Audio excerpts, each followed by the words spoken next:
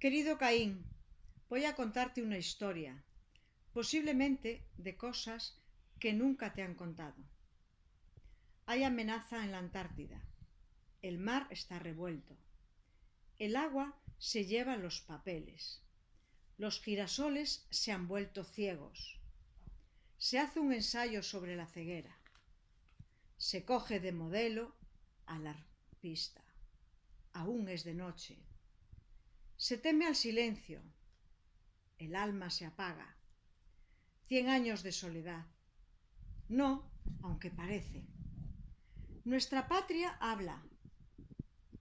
Toda la casa es una ventana. Ya reluce el pabellón de oro. Se experimenta la luz y el sonido.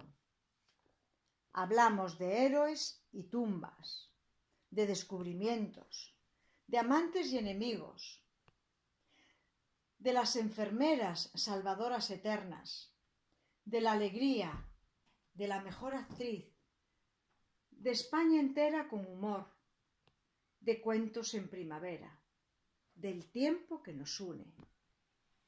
Tranquilo, Caín. Habrá instrucciones para salvar el mundo. Seremos amantes en guerra.